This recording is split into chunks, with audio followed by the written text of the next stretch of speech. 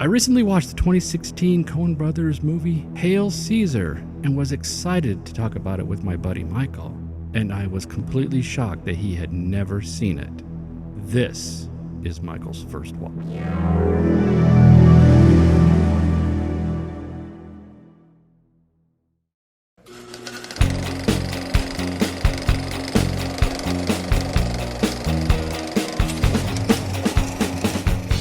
All right, welcome to You Gotta See This Movie First Watch Edition.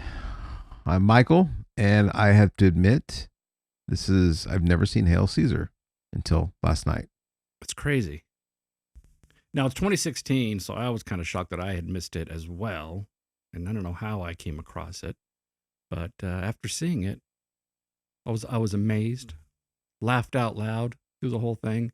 Great movie. So wait, when was the first time you saw it? It's probably a couple years ago. I think. A couple years. I mean, we're in 2025 now, so a few years ago is still late in seeing it. I don't know how I missed it.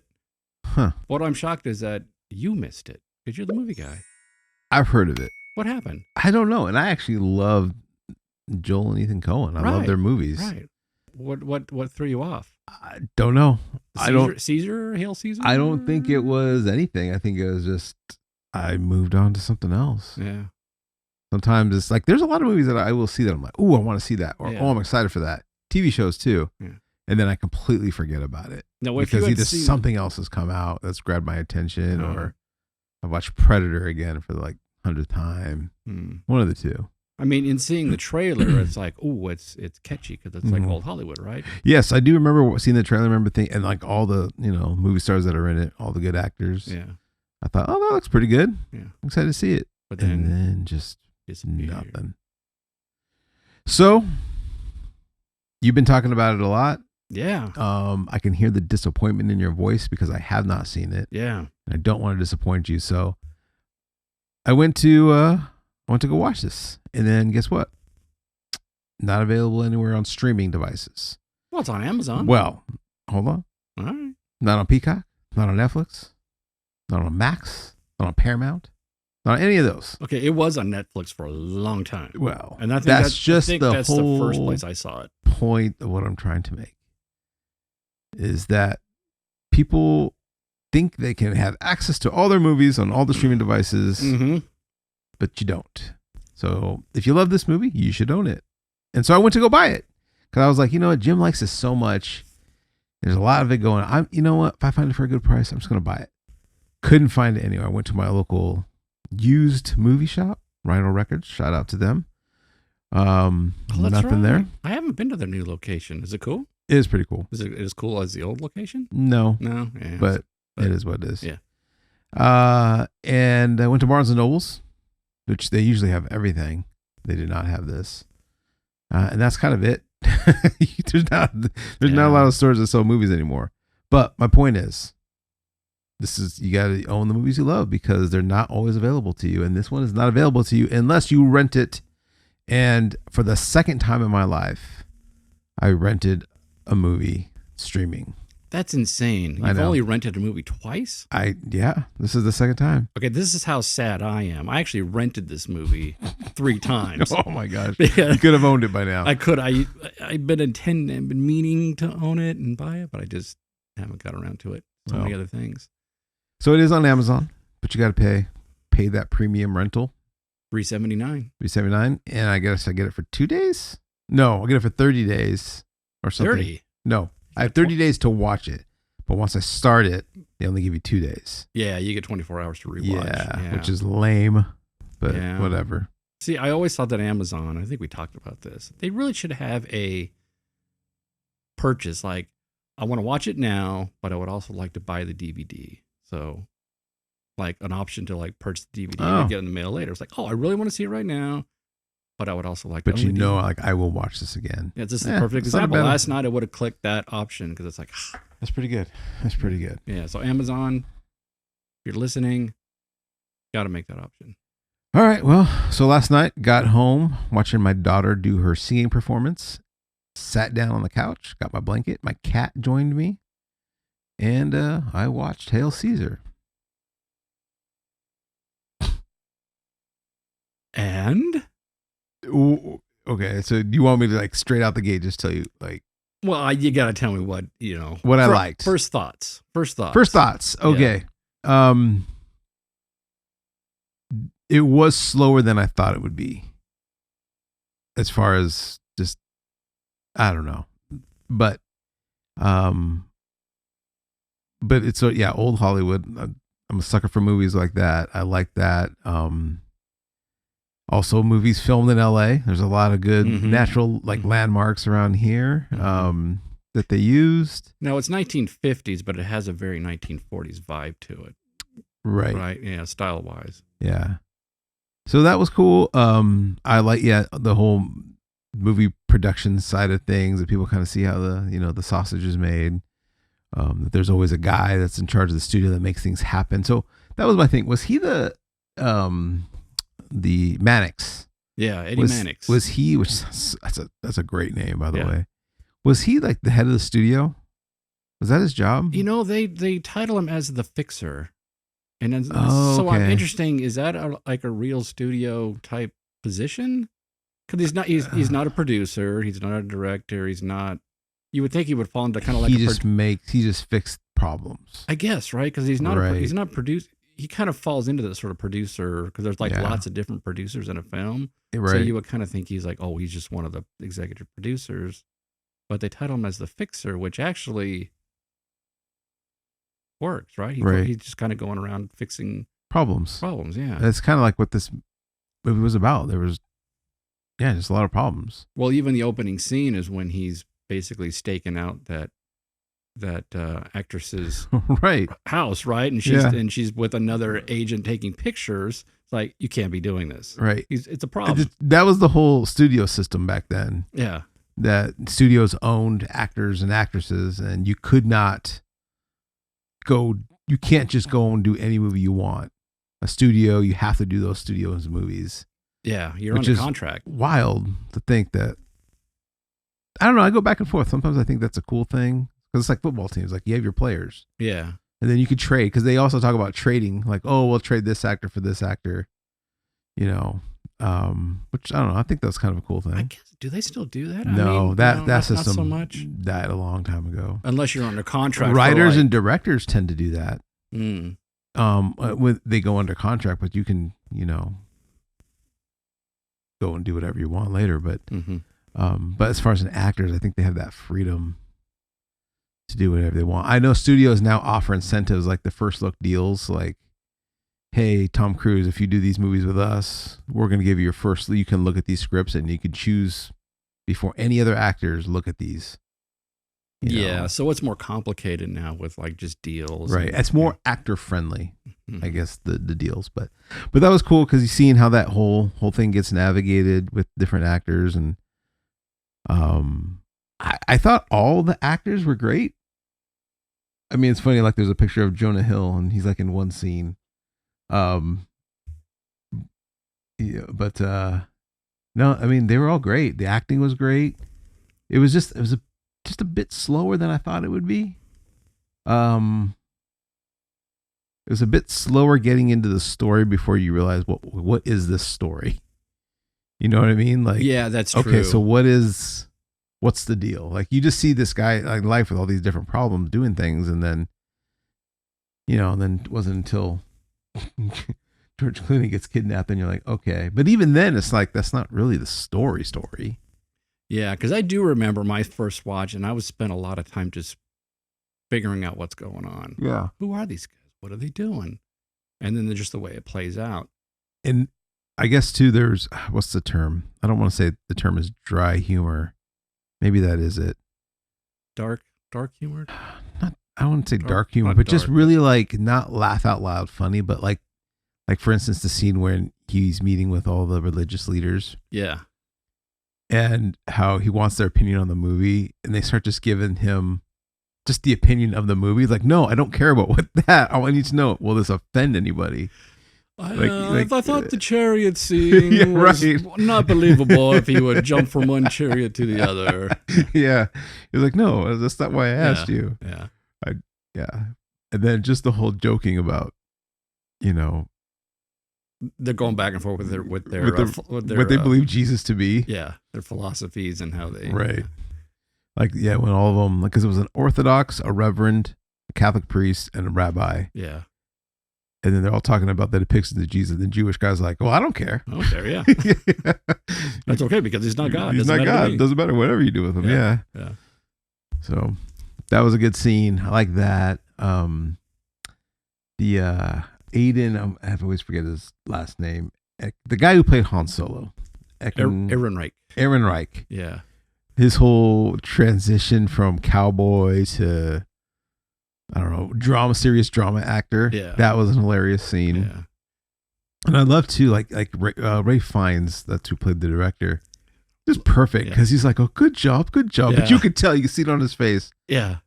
He's panicking. He was so kind. He was so panicking kind. and he was kind, but he's panicking. Lawrence. Lawrence Lawrence. Lawrence Lawrence. And he keeps saying like, "It's Lawrence." And then he goes, "Mr. Lawrence? Lawrence." What did it were so simple?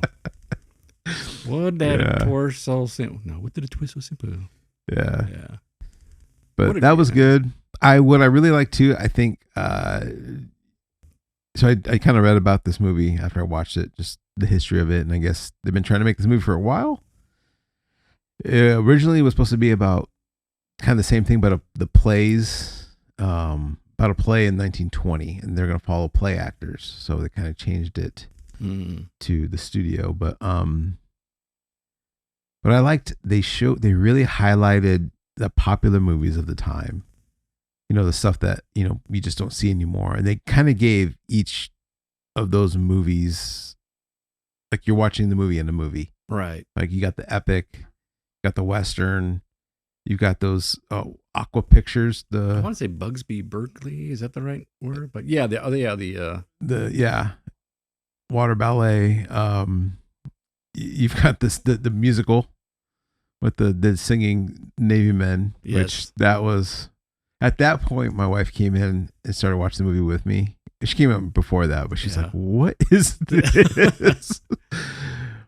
So that was neat. Played tribute to like those classic movies at that time. Yeah. On the Town with Frank Sinatra and the Sailors, and which was just hilarious. You know, you think of a whole singing routine kind of comes out of left field, but it was really funny. Right. Really funny. It was. It did start out funny, but you pay attention. And you see what's going on. You're like, "Oh, this is hilarious." Oh, this is yeah. A song about no dames. Yeah. What else? Like that. The whole Red Scare. The commies. That was funny. Yeah, they were funny. Didn't really know what was going on until they started talking. And then I was like, "Oh, they're communists." And my wife's like, "How do you know?" I'm like, this is what was going on back then. Yeah. That's why that guy was taking all those pictures. The submarine scene, that was a bit much, but yeah. But yeah, I mean, it was good. I enjoyed it. Okay, so still thinking about buying it? Ooh. Oh wow. You're thinking about it. You know, I think I would. I don't think I'd be getting a special edition if they ever made that, but well, you have so many movies. I figured you would just want to add this to your collection. Well, I would like to add it because it wasn't a bad movie. Right. And I like these directors and the actors. So yeah, I think I would. If I came across it. If you came across it. And if it was like $5. Well, I found that the more that I've seen this movie, and I've probably seen it maybe 4 times now, maybe 5 times. This is definitely going to be an annual watch for me. And, really? And it keeps moving up in my list of favorites. It's become one of those movies where you start laughing before the joke hits. You know, especially when like the acting is bad, purposely bad. Yeah. I mean, some of the scenes, just even when Clooney is pushing his way through the slaves, the way he does it is just so funny. It's just, it's overacting. And yeah, there's so many moments that are just, you just kind of start laughing before it even happens. You know, I can see that. And maybe that was part of just it was a first time watch for me that I think if I ever watch it again or when I watch it again, because I think I would, I probably would notice that stuff more. You know what I mean? Yeah, because your first watch, you're kind of trying to follow along what's going on. Yeah. Yeah. And it went really fast for me this time. I'm like, okay, I really don't want to. I don't really have time to watch it, but I had it on and it went really quick. The pacing was actually really good. And I don't know if it's because you're anticipating the next scene or the funny scenes you know they're coming. Yeah. They, again, just kind of going back to the whole, I like what they just did about really highlighting the time and what it was like to make movies back then. And not just make the actual making movies, but just like what was like the whole studio system, how they had like the gossip people and they had, like the communists, the Red Scare and people, the writers and all that kind of stuff. Yeah. And the whole idea about, we rehab for actors and actresses and going to rehab is such a prevalent thing, but they always back then it was like, oh, they're just drying out. Yeah. Just like, oh, they're drying out. Or yeah, he's on a bender. He'll be back tomorrow. Yeah. If an actor or actress goes missing, it's like, well, right. That's what they do. They'll dry out. Yeah. And you can't, like these days, is social media, you can't really hide anywhere. No. But back then, these actors could. No. So when they kept saying San Bernardino, were they talking about like San Bernardino? Oh, I don't know. They kept saying like, oh yeah, me and him went out to San Bernardino to like hide. Oh, it could be. Or is that a real place? That could be a real place. I don't know. But well, let's talk about Eddie Mannix, Josh Brolin, and his character. The scene opens where he's at the church and he's confessing his sins. And the worst thing that he has is he lied to his wife because he's been trying to quit smoking. Yeah. Yeah. And it even ends with him going, basically seeking guidance and help. He's just because he's the guy that everyone else goes to. Yeah. For help. Yeah.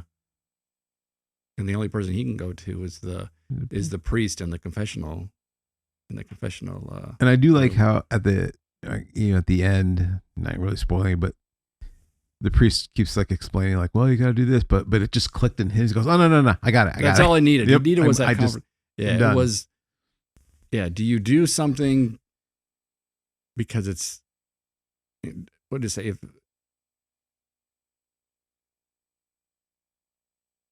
So do you do what's easy or do you do what's right?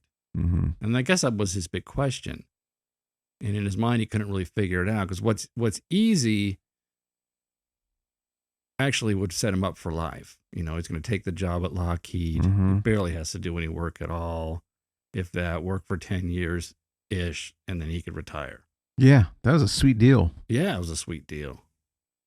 But then he's got his job at the studio, which he really, even though it's difficult, he loves it. And it seems right in his mind for him. That's the job that's right for him, but it's hard. So he just kind of wanted that confirmation from the priest, like, what do I do? That's actually, wow, that's pretty, I didn't get that, but yeah, you're right. Yeah, because he knew that's what he was like created for. Yeah. Like that was this is his job. Yeah, he was made to do the hard thing. Yeah. And once it figured it out and it clicked in his mind, it's like, oh, that's it. Yeah. And just went straight back to work. Yeah. Oh, that's good. Another, the whole Lockheed thing. Yeah. Which was funny because I like his whole sales pitch was like, look, you're going to be out of a job here pretty soon because TV's coming. Yeah. And no one's going to go to a theater. Yeah. To watch movies anymore. Yeah. Like the times are changing. Yeah. And the guy was really bagging on Hollywood and the actors and working in the studios. Oh, it's just a clown show. You're working with idiots. And it's like, yeah. He wasn't wrong. He wasn't wrong, but it was really kind of low blow there. It's like, yeah, it's a bizarre business and these people are kind of kooky, but in his mind, he's thinking, yeah, but this is what he does. This is my job. Yeah. He's pulling it all together. Yeah. That's good. Yeah. Have you ever seen L.A. Confidential? Yes. Oh, dang it. Okay. Yeah. That would have been a good. You want to first watch it? Yeah, it would have been pretty good. Anyways, this movie reminded me a lot about that. Just the time period, not the necessarily time period. Yeah. the content. Hmm. But yeah, no, he was a cool character.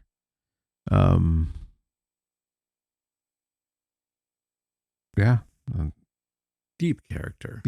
Yeah. And I love too how he gave into that ransom $100,000. Like, all right, Need some petty cash. there's petty cash. About how much space do I need for that? Right. Yeah. Just didn't even think about it. Just okay. Like, this is what we gotta do to get that actor back. Yeah. The future. Yes. That was good. And the cowboy, Hobie Doyle, he was right there to help him. Mm-hmm. He was just like, got to do something about this. He was noble. He was just ready to, just to stick up for him. And which again kind of goes maybe to the theme of it, because he's like, he was put in a place where it's like, this isn't me, right? Yeah. I'm a cowboy. I should be doing the cowboy movies. Yeah. So how about that entrance on the horse? That was hilarious. And he catches his legs on the branch and spins around. And Has there ever been a movie with that? Like something like that? I don't know. Probably something similar, but not. Okay. Yeah. Wow. But he's such a great guy. Just easy-going. He'll just do whatever. You might play that part. Okay. Take that girl out. Okay. Yeah. Is it hard to dance with those bananas on your head? I want to know how they did the rope gag where he's doing all the rope tricks. I'm sure you'd learn. Is that real? It can't. It looked real. It looked real, but it can't be real. It's got to be real hard to do that. When they do these movies, they'll give you like this is what your task for the day is, to learn this. Man, that's nothing crazy. else. Well, what about with the spaghetti? I guess that wasn't as fancy, but still. I was impressed. Yeah. I was impressed. Yeah. But I loved his character. Yeah, he was a good one. Yeah. Was that before or after? Is this movie before or after Solo? Yeah, I don't know.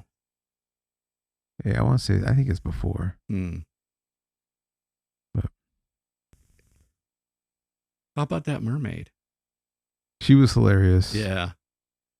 And again, another one of the studios creating what the perception of the actors and actresses, right? Because she's supposed to be like America's sweetheart. Yeah. And the whole like, well, what if you adopt? Yeah. You can't adopt your own kid. Well, what if you give it up and then adopt it? I just love in their performances, they act like they're acting. Mm-hmm. You know what I mean? And all their facial expressions, all their camera moves when they dolly in close on their face, it's like actors acting while acting. Yeah. Yeah. And they do it so well. It's like, how do you do that? Because I mean, that's a whole nother level. That's a whole nother level. Right. Yeah. Because even in Clooney's speech at the end, even still had that air of just acting. Mm-hmm. Yeah. How about them communists? The future. The future. They were hilarious too. I love how they're all together talking about, social and economic philosophy, and it's a science. Yeah, and it's how they got it all figured out. Yeah. Yet they're arguing with each other. Exactly. They can't come. Yeah, they're not on the same page. They all have their different opinions on what they've got figured out. Right. Yeah. And I do like how they did convince Clooney. Because at the end he's like, I tell you what, these guys kind of have it figured out. Yeah. Now, was that kind of a little nod to Hollywood and how like Hollywood actors and actresses seem to lean that way? Like they're kind of easily swayed. I think so. Because they're not really thinking about it. Right. Like, I think so. Like, yeah, when somebody explains it that way and it kind of sounds right, but then the unintended consequences are. But yeah, you only hear one side. You only hear one side, yeah. And that's why then Mannix just listened to him and like got up and just slapped him. Yeah, it's like, nope, we're not going down this road. Right. You got a job to do. You're paid well. Get in there and do your job. Which I guess that's what's different in Hollywood today as it was back in the days. You can get slapped around. You can't get slapped around Right, anymore. because the studios owned you. Yeah. And I like that. He just kind of like listened to him, like, bam. That's a good scene. I didn't realize this last time watching it that Baird Whitlock, I mean, his character was just dressed as his Roman soldier through the entire film. The whole movie. Whole movie, yeah, from beginning to end, yeah. But I guess it does just take place in 24 hours, right? Yeah. Does it? Yeah. Yeah. Huh. Yeah, because when he goes to the priest, it's like, when was your last confession? 27 hours ago. The first one was 24. That's right. That's right. Yeah. Well, I think that if you watched it again, this would really grow on you. Okay. And that you would, and then at some point we would be like, doing lines from the movie, funny lines, throwing them in here and there. It's a quotable movie. It's very quotable. Yes. Yeah. Yeah. No, I enjoyed my time. I'll always say it pretty much, with some few exceptions, every movie is worth watching. But yeah, I enjoyed it, and my wife LOL'd a couple times, laughed out loud. Oh, good. I figured she would probably like it. Yeah. She missed the beginning because she was, I think, putting the kids to bed or something. Yeah. But visually it was good too. I mean, cinematically. Oh yeah, the colors, all like the sets really looked good. I really liked, for some reason, I don't know, I just really liked the scene on top of the hill when he's waiting for the girl to come out of the house. Yeah. And you kind of just see LA. I don't know. It was just, that was a cool scene. Well, even the submarine scene was very theatric and quirky. Right. But really funny too, when he takes that jump from the lifeboat to the submarine. He's doing his dance, his dance right. jump. He does a turnaround. Yeah. Right. Yeah. That was good. Yeah, no. I liked it. Thank you for recommending it. Sure. And making me watch it. Yeah. Is it a movie you got to see? I do think it's a movie you got to see. Right. I don't think it's for everyone. I think, don't watch it late at night. Make sure you're not on your phone. Just, you gotta like watch it. Yeah. I want to talk about this with your second watch. Okay. Yeah. All right. Because I'm kind of with you on this. The first time through, you're just trying to figure out what's going on. Right. But so the more you watch it, the funnier it gets. All right. So coming soon, new segment, second time watch. Second watch, yeah. Do you remember watching Young Frankenstein for the first time? It's kind of like that. Like, yes, what the heck am I watching? I watched Young Frankenstein as a kid, and I felt like as a kid, anything was funny, and I was more into the funny stuff than I was the actual like story, I guess. I don't know.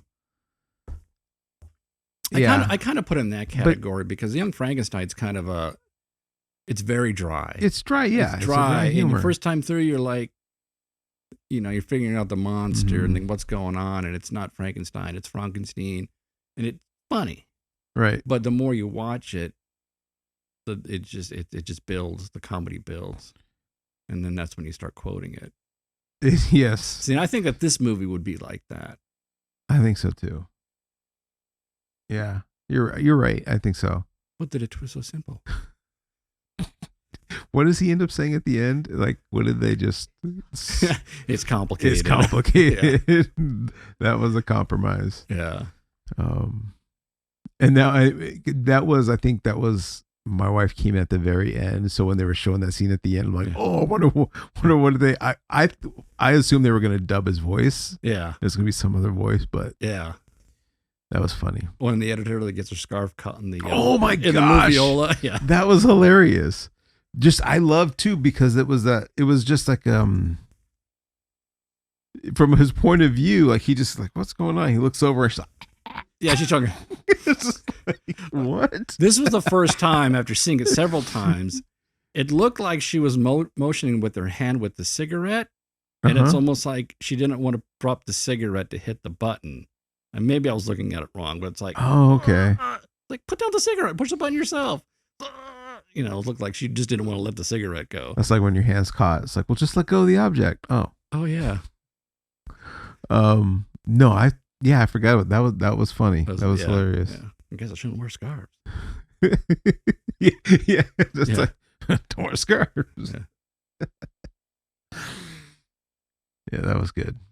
The sister reporters were confusing at first. Right. But then you kind of figure out that they're completely different. One has like 20,000 readers. Yeah. The other has 9,000 readers. Yeah. Don't know why I remember that. It's not like we're doing trivia. Yeah. But yeah, no, I do think it's a movie you got to watch, and it was fun. Did you rank it? No, I didn't really rank it. Oh, what would I rank it? Oh, what would man. you rank it at? First time watch, probably a 7-8. Oh, okay. But I do agree with you. I do think this would take a different viewing. Yeah. And probably the ranking will change. Yeah. Yeah. Yeah, I think for me it would be close 9. Oh wow. Yeah. Okay. Not a 10, but a 9. I was thinking the more I watch it, the funnier it gets. Okay. Yeah. Hail Caesar. Hail Caesar. Yeah. It's no Big Lebowski, but it's good. Have you seen that movie? Yeah. Oh, dang it. Okay. See, and maybe that's a movie that I need to see more than once. I've seen that movie a ton. Yeah. It didn't land for me. Second time watch. Coming soon. Second time watch. All right. Yeah. Well, that was fun. Again, thank you for letting me watch that movie or recommending that movie to me. And thank you guys for tuning in. Please like, subscribe, and let us know. Hail Caesar. Have you seen it? What did you think? Was it funny? Was it not funny? Was it easy to follow along to? Does it deserve a second time watch? All right. Thanks, and see you in the next one.